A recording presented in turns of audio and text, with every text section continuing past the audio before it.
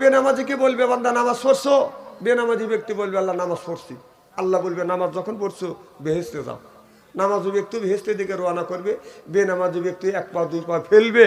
আল্লাহ যখন নিষেধ করবে না, বেনামাজি ব্যক্তি মনে মনে বলবে। দুনিয়ায় কত আলেম ওলামা বিটিভি দর্শনকারী বলেছে যে নামাজ না পড়লে আল্লাহ জান্নাতে দিবে না। আমিও নামাজ পড়ি নাই, আমার আব্বা পড়ে নাই, আমার দাদাও পড়ে নাই, একটা মিথ্যা কথা বলে আল্লাহর জান্নাতে যাচ্ছি, কি খুশি। আমি কই আগিয়ে যা, জান্নাত তোর বাবার না। যাইতে যাইতে জান্নাতের দরজার সামনে গিয়ে দাঁড়াবে, লক্ষ্য করে দেখবে বিরাট বড় তালা ঝুলতেছে। তালা বোঝেন তো?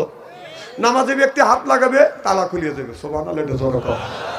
বেনামাজি ব্যক্তি তো চালাক কম না, ও বলবে নিজেও যদি নামাজ না পড়ছি, পাবলিক পড়ছে এটা তো দেখছি।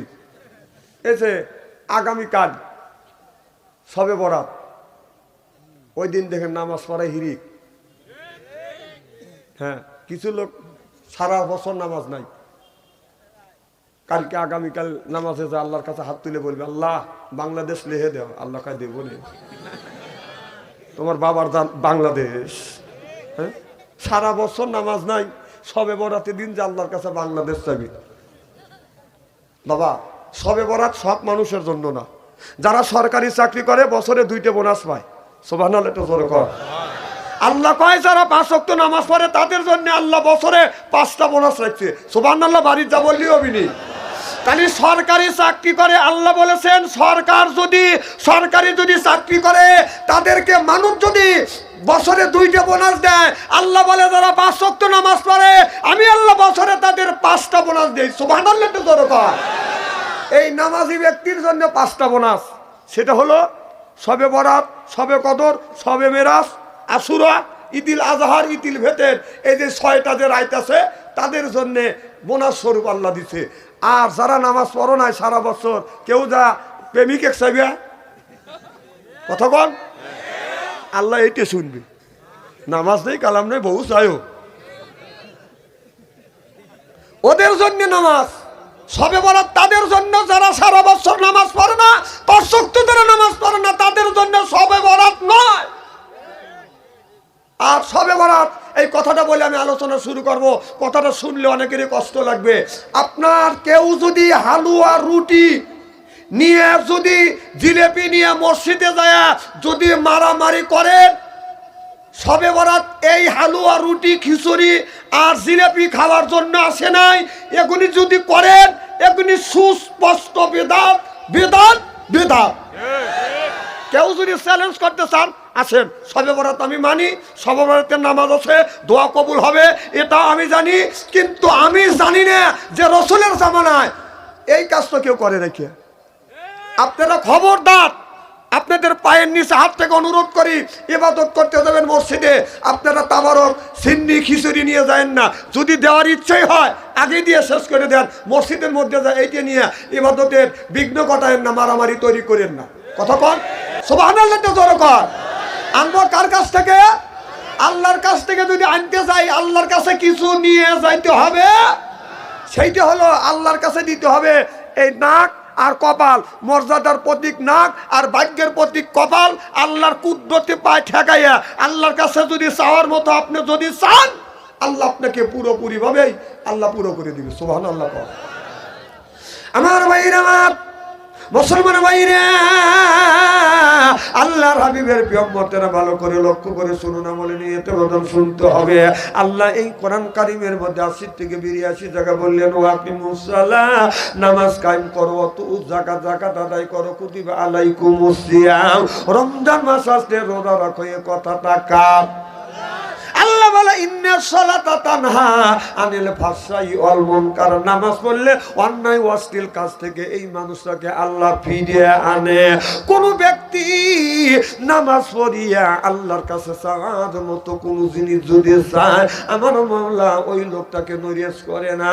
ও বাজার, এই একজন মানুষ যদি একটা ধনী ব্যক্তির কাছে যায়, যদি বাদান কিচ্ছু চায়, ওই ধনী ব্যক্তির কাছে যখন হাত পাতে, ওই ধনী ব্যক্তি গরিব মানুষকে ফেরত দিতে পারতাম লজ্জা বোধ করে। আল্লাহ বললেন আমি বাদশার বাদশাহ, আমি হলাম শাহিনশার শাহিনশাহ।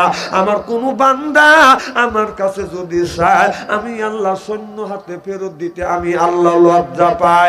আল্লাহর কাছ থেকে আমাদের আনা শিখতে হবে। আল্লাহ বলে তোমার ভাগ্যের প্রতীক কপাল, মর্যাদার প্রতীক নাকটা আল্লাহর কদমে ঠেকাইয়া আল্লাহর কাছে যাইয়া যদি বলা যায় সুবহান রাব্বিয়াল আলা, আয় আল্লাহ আমার ভাগ্যের প্রতীক নাক, আমার ভাগ্যের প্রতীক কপাল আর মর্যাদার প্রতীক নাক ঠেকাইয়া আল্লাহ আমরা সুবহান রাব্বিয়াল আলা, আল্লাহ এই মাথাটা তোমার কাছে অবনত করেছি, আল্লাহ আমাদের সিজদাটা কবুল করে নাও। সিজদা করবার মতো যদি সিজদা করে এই সিজদা কবুল করে নিবে কি? আজকে আমরা সিজদা করি না, আমরা নামাজও পড়ি না। নামাজের কথায় আল্লাহ ৮০ থেকে ৮২ জায়গা যদি বলে থাকে কোন জ্ঞানে নামাজ ছেড়ে দিয়ে মাথায় রাখছো বড় বড় ফুল, ওই লোকটা করে বাদান ভুল। পরনে হলো পাটের শালা, হাতে হলো ত্রিশূলা লোহার বালা, গলা হলো পুটির মালা। আমি হিসাব করে দেখলাম ওই লোকটা অরিজিনাল শয়তানের শালা। নামাজ নাই, রোজা নাই, হজ নাই, যাকাত নাই, খালি বান্দারি গজল গায়। বলে বাবা বান্দারি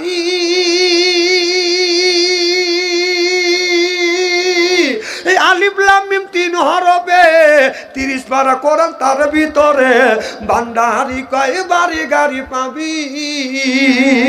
ও যে বান্দারি করিলে দোয়া যেথায় যাবা চাকরি পাবা, কাগজ কলম সেরাই বাবা করে মাস্টারি বাবা দয়াল বান্দারি, কাগজ কলম সেরাই বাবা করে মাস্টারি, কাগজ কলম সেরাই বাবা করে মাস্টারি আমার দয়াল বান্দারি। বাচু আনসারি কয় অল্প দিনে তোর কপালে গুড়ি রে, তোর দরকার ঠিক কিনা? বলি আল্লাহর বাংলাদেশ, শাহমুকদমের বাংলাদেশ, সৈয়দুল্লাহর বাংলাদেশ, খানজাহানের বাংলাদেশ, আল্লাহর ওলিরা জমিনের বুকে এসে বুকের তাজা রক্ত বুলেঙ্কিতে করে দিয়ে এরপরে ইসলামের মাতাকে উড্ডিং করেছে। শুনলে কোন ঠিক কিনা? বন্ডামি তারা করে নাই, কথা কন না কে? এরা বন্ডামি করে নাই, আমাদের দেশে বন্ডামি করা হচ্ছে। যদি উচিত কথা বলি আর আগামী বছর আমাকে আনবে না, এটা আমি জানার পরেও আমার বলতেই হবে। এটা হলো আমার ইমানের দায়িত্ব। আগামীকাল অনেক মানুষ বাড়ির মসজিদ বাদ রেখে, বাড়িতে নামাজ পড়া বাদ রেখে, মসজিদে বাদ রেখে মাজারে যাবে। ওই মাজারে যারা আছে নিঃসন্দেহে তারা জিন্দা, যারা মাজারে আছে তারা নিঃসন্দেহে কি না? মাজারে যারা থাকে, যারা যে মাজারে যে শুয়ে আছে, যে ওলি শুয়ে আছে নিঃসন্দেহে সে জিন্দা। কিন্তু যারা ওই দিন সিজদা দিবে যাবে মাজারে, ওরা ১ নম্বর বন্ড বন্ড। কতক্ষণ? ৩ জন লোক জনগণ ঠিক কিনা? আল্লাহর কথা বলতে ভয় লাগে নাকি? খবরদার, আগামীকাল মাজারে যায় তানি মোমবাতি জ্বলাবেন না। কি ঠিক আছে তো?